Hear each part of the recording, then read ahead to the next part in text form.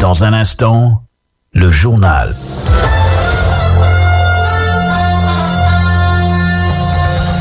Hussein midi. Le 12-30. 12h passées de 30 minutes. Merci de rester fidèle à nos programmes. Et bonjour et bienvenue dans ce journal. Au sommaire, la commune de Nganda abrite désormais la case culturelle de citoyenneté et de bon voisinage selon les autorités. Cela va permettre de réaffirmer les liens entre le Sénégal et la Gambie. Vous entendrez les détails dans ce journal. Envoyer directement les bulletins de notes des élèves à leurs parents, une méthode initiée par le ministre de l'Éducation nationale et bien appréciée par les parents et enseignants qui, selon eux, va permettre de renforcer la qualité de l'enseignement au Sénégal. Et vous aurez les actualités internationales avec Mohamed Lo. L'information sportive va mettre fin à ce journal assuré à la partie technique par Modou Sey. À la présentation, Kélimane, village frontalier de la Gambie, entraîne sa nouvelle case culturelle de citoyenneté et de bon voisinage de Nganda, initiée par la Commission nationale de gestion des frontières. L'édifice a été inauguré sous la présence des autorités locales et administratives de la région de Kaffrine. Compte rendu signé à Damassar. Le village de Kélimane, situé à la frontière sénégalo-gambienne, dispose désormais d'une case culturelle de citoyenneté et de bon voisinage. Une initiative de la Commission nationale de gestion des frontières dont l'objectif est de promouvoir les relations de bon voisinage selon son président, le vice-amiral Omar Wade. Cette cérémonie revêt une importance particulière puisqu'elle intervient quelques jours après la visite officielle, la deuxième visite du président de la République sénégalaise, il a effectué en Gambie. La case culturelle de citoyenneté et de bon voisinage qui a été instituée depuis quelques années. Donc nous en avons construit 26. L'adjudant-chef Madjouf vient de le rappeler. Nous en avons construit le long de la frontière avec la Mauritanie, le long de la frontière avec la Guinée-Bissau et bien entendu le long de la frontière avec la Gambie. Ces cases se veut un trait d'union entre les communautés qui vivent de part et d'autre de la frontière. C'est une place de dialogue et donc de prévention et de résolution des conflits. C'est dans cet esprit que nous avons choisi d'implanter ici à Nganda cette case. Nous sommes conscients de l'excellente qualité des relations qu'entretiennent les populations de part et d'autre de la frontière. Cet outil viendra donc accompagner cette bonne dynamique idéalement et lui donner une nouvelle dimension. Le maire de la commune de Nganda qui abrite cette structure salue l'initiative Baïnias Sissé.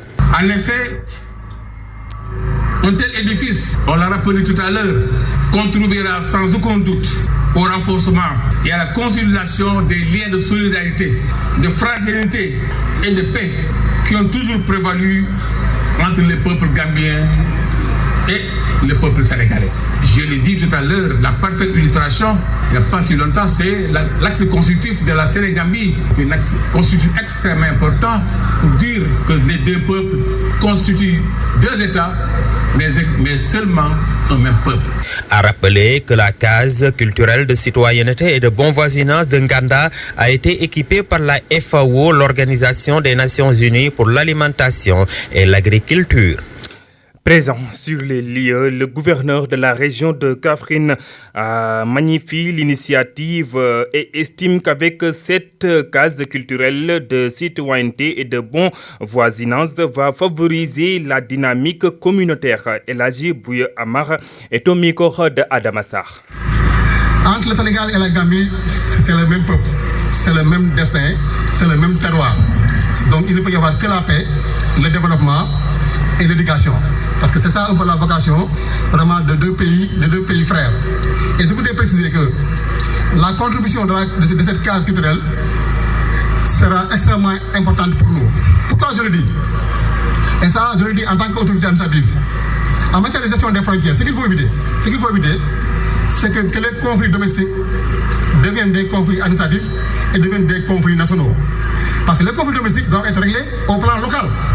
Et le meilleur moyen de régler un conflit domestique, c'est d'avoir une approche ou bien une dynamique communautaire. Donc s'il y a de petits conflits entre Sénégalais et Gambiens au niveau de l'agriculture, au niveau de l'élevage, au niveau des parties de bétail, la bonne dynamique c'est de favoriser ce genre de cases qui va favoriser la dynamique communautaire. Et là, l'État du Sénégal est clair à ce niveau. Nous, en tant que représentants de l'État, toute approche ou bien toute solution communautaire est la bienvenue en matière de gestion des conflits. La seule limite, c'est le respect des lois et règlements et l'ordre public. Donc si des solutions communautaires sont proposées entre Sénégalais et Gambiens dans le cadre vraiment du vouloir vivre en commun, les seules limites que nous proposons, c'est le respect des lois et règlements et de l'ordre public. Donc vous voyez que l'approche, non seulement elle est scientifique, elle est aussi quand même très bonne et ça nous arrange à tous les niveaux.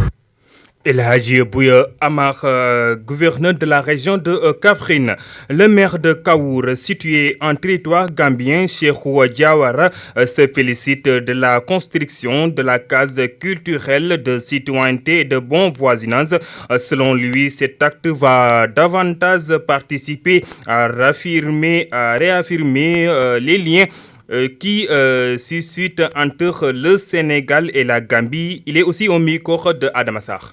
kon tey suñ ñëwee fii sécurité Sénégal samp fi bërëb bu mel ni ñun dañ ciy kontaan trop. Nous nous réjouissons de cette initiative qui vise à construire cet édifice qui est la case culturelle de citoyenneté et de bon voisinage qui est implantée ici à Kélimane, village frontalier de notre pays. Tout le monde sait que la Gambie et le Sénégal constituent un même peuple.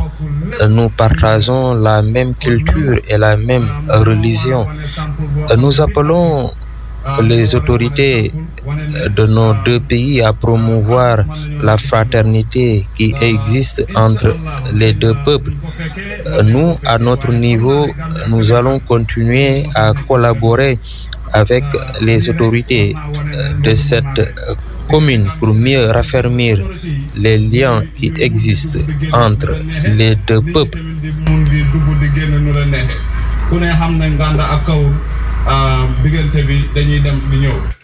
Cheikhou Diawara, maire de Kaour, ses propos ont été traduits par Adamassar. L'information sur ICNFM. La nouvelle initiative du nouveau ministre de l'Éducation nationale qui consiste à envoyer les bulletins de notes et notes de contrôle des élèves aux parents est bien appréciée. Ici à Kaffrine, parents d'élèves et professeurs rencontrés jugent pertinente l'initiative. Selon eux, cela pourrait renforcer la qualité de l'enseignement. Un reportage signé Morka. Samba Gueye, parent d'élèves, et Wandi Famane, secrétaire régional du SAEMS, salue l'initiative du nouveau ministre de l'Éducation nationale qui consiste à faire parvenir directement aux parents d'élèves les bulletins et les notes de contrôle des élèves. Envoyer directement les notes des élèves aux parents d'élèves, c'est une très belle initiative. Ça, quand même, nous apprécions ça. C'est une très bonne chose parce que ça permet aux parents d'avoir accès à ce que c'est fait au niveau de l'école. Et maintenant, le parent aura directement contact avec ce que fait son enfant à l'école. Ça, nous sommes preneurs et vraiment nous apprécions positivement. Voilà, c'est une mesure que nous saluons et qui vient à point nommé, dans la mesure où aujourd'hui les gens devraient utiliser les technologies de l'information et de la communication, surtout par rapport à rapprocher en tout cas l'ensemble de la communauté éducative par rapport aux parents d'élèves. Ce serait un bon moyen pour le parent maintenant de contrôler en tout cas l'ensemble de la production scolaire de son enfant, mais aussi contrôler également le comportement de cet enfant-là. Cependant, la mise en vigueur de cette initiative nécessite un travail au préalable pour pouvoir régler la question de l'accès à l'Internet pour tous, d'après Samba Gueye. Je ne crois pas que l'ensemble des parents ont accès à l'Internet. Je ne sais pas parce que déjà le monde rural aussi, il y a beaucoup de villages, on a des problèmes d'accès à l'Internet. Et même si par exemple l'Internet existe, est-ce que le parent aussi aura constamment la connexion pour avoir accès au bulletin de mon enfant? Là aussi, je crois que c'est des préalables qu'il faudra régler pour pouvoir gérer ce problème-là. Pour Wandi Famane, le problème de l'Internet ne doit pas être la tâche noire pour la réalisation de cette mesure. Non, je ne pense pas que cela puisse avoir. Parce qu'aujourd'hui, il a été constaté que dans les villages les plus reculés du Sénégal, les gens ont un smartphone, ils sont dans des groupes WhatsApp de famille, de structure, et chacun maintenant a un portable. Je pense qu'un parent qui a un téléphone, qui peut faire WhatsApp, je pense que ne doit éprouver aucun problème à recevoir maintenant les documents de la production de son enfant sur son smartphone. Toutefois, pour nos deux interlocuteurs, cette initiative du nouveau ministre de l'Éducation nationale pourrait renforcer la qualité de l'enseignement au Sénégal. Restons toujours dans ce sens avec les élèves qui aussi apprécient l'initiative car selon eux, cela va permettre à leurs parents de mieux contrôler le travail de leurs enfants à l'école. Écoutons ce micro-trottoir réalisé par Amina Diouf. Je l'apprécie sur cette idée qu'il a mis sur notre établissement. Les avantages, ça sera possible et ça sera très facile de recevoir nos bulletins. Non, nous ont donné des hygiènes et des codes temporels pour recevoir notre bulletin. C'est une bonne idée parce que nous sommes des élèves. Également, c'est très important que les parents savent très bien que les élèves ont de faire à l'école. Parce que c'est très important, les notes reçues par les parents. Parce que les parents doivent savoir le travail des élèves. Moi, tout le temps, parents reçu mes notes à travers Planète Parents. Mais moi aussi, j'ai reçu mes notes à travers Planète Élèves. Comme ça, c'est une très bonne idée. Le fait qu'on prend les bulletins par Planète Élèves, c'est une très bonne chose parce que ça va permettre aux élèves de montrer leurs bulletins à leurs parents. Parce qu'il y en a même qui vont dans la rue et prennent des inconnus pour faire semblant qu'ils sont leurs parents. Donc, le fait qu'on prend les bulletins par Planète Élèves, c'est une très bonne chose. Oui, d'une part, ça c'est bien parce que y a certains des élèves qui ne sont pas étudiés. Et en fait, le parent ne rend pas compte que les bulletins sont sortis. Les inconvénients sont quand on fait un devoir. Si on te met des notes directement à Planète, ça peut diminuer ou augmenter. C'est pour cela que les bulletins des gens, ce sont criminables.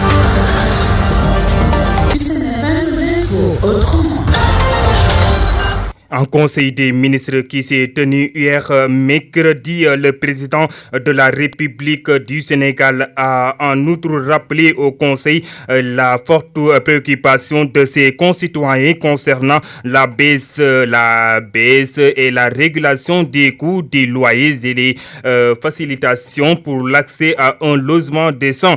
Le chef de l'État, Bassirou Diomaye Diakhar Faye, a dès lors donné des instructions au Premier ministre, au ministre en charge du commerce et de l'industrie, des finances et du budget et de l'agriculture de lui proposer avant le 15 mai 2024 un plan d'urgence opérationnel de lutte contre la vie chère assorti de mesures hardies de baisse des prix des denrées de consommation courante ainsi que des certains services essentiel. Polémique autour du produit Nestlé pour bébés contenant du sucre ajouté.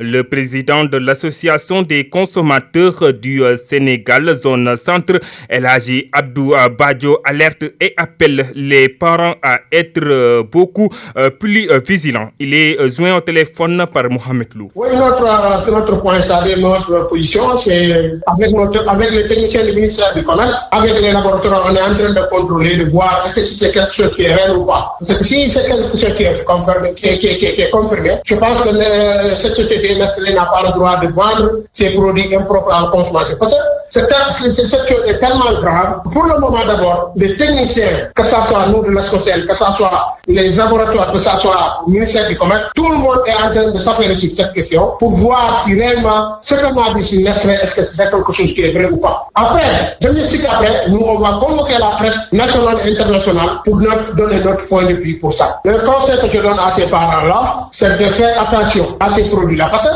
nos voisins qui se trouvent ici en Gambie ont eu cette c'est la même chose. Récemment, ici en Gambie, je pense que on appelle aux parents de faire attention, d'attendre pour au moins pour avoir une confirmation très claire sur ces produits-là. L'actualité internationale sur la 97.1 FM. À 12h passées de 44 minutes, nous accueillons Mohamed Lo pour les actualités internationales. Bonjour Mohamed. Bonjour Mamadou Ndiaye, bonjour à toutes et à tous. Les actualités hors de nos frontières que nous démarrons au Niger, début des discussions entre Washington et Niamey sur le retrait des troupes américaines. Le retrait des troupes américaines du Niger déployées dans le cadre de la lutte anti-djihadiste au Sahel se précise. La semaine dernière, Washington avait accepté le retrait du pays de ses soldats. Une réunion sur les modalités se déroule aujourd'hui à Niamey, annonce le département d'État américain. Et au Burkina Faso, Human Rights Watch documente sur le massacre de 223 civils tués par l'armée régulière. Un rapport publié aujourd'hui par Human Rights Watch documente un double massacre commis par des soldats burkinabés le 25 février 2024 dans 2 localités du nord du pays. L'ONG rapporte que 223 civils, dont des femmes et des enfants, ont été exécutés. Il s'agit de l'une des pires tueries dans ces pays en proie à une spirale de violence terroriste depuis 2015. Le rappeur Toumaï Saheli, condamné à mort en Iran pour son soutien à des manifestants. Connu pour ses chansons critiques du pouvoir iranien, le rappeur Thomas Saheli, arrêté en octobre 2022, libéré sous caution, puis arrêté à nouveau quelques jours plus tard, a été condamné à mort pour corruption sur terre par un tribunal révolutionnaire iranien. Ce rappeur populaire avait soutenu dans ses chansons et sur ses réseaux sociaux le mouvement de contestation déclenché après la mort de Masha Amini. Et en Europe, pour terminer, guerre en Ukraine, les États-Unis ont discrètement livré des missiles longue portée à Kiev. Des missiles de longue portée ont été discrètement livrés par les États-Unis à l'Ukraine. Ces dernières semaines, a déclaré hier auprès de Reuters un responsable américain ayant requis l'anonymat. De même source, ces missiles font partie d'un paquet d'aide militaire de 300 millions de dollars approuvé par le président américain Joe Biden le 12 mars. Joe Biden, Mohamed Lo, merci, c'est tout. C'est la chaleur. Merci pour la rectification. C'est Joe Biden, le président américain. Merci à vous et bonne journée à tous. Merci beaucoup, Mohamed Lo. Tout de suite, les activités sportives.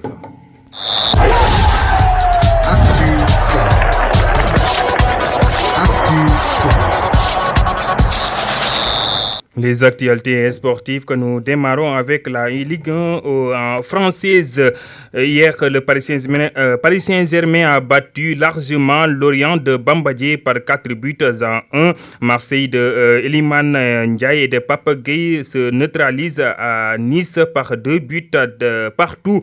Monaco de Crépin Diatta a battu Lille et concrétise à la 2e place du classement. Et en Angleterre, Everton de Idrissa Gana Gueye a battu hier Liverpool de Mohamed Salah par 2 buts à 0. Manchester United, Sheffield United, 4 buts à 2 pour Manchester. Et ce soir, à 19h, Brighton fera face à Manchester City. Et en Italie, Udinese fera face à Roma. C'est tout pour ce journal. Le rappel des titres, c'est dans un instant.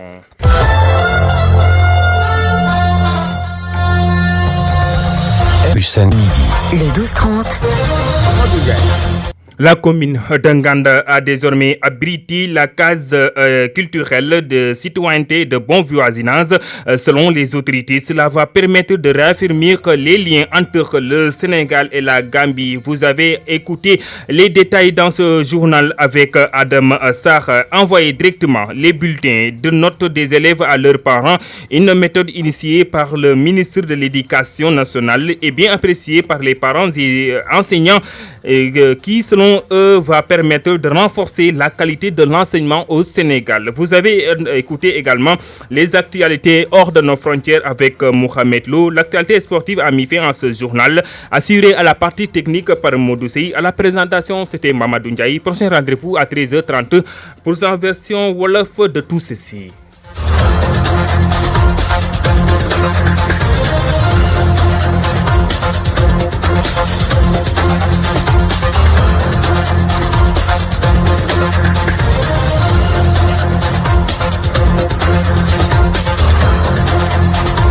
sur la radio, Hussein FM 97.1, à Kaffrine, la voix de l'étudiant. La voix de l'étudiant.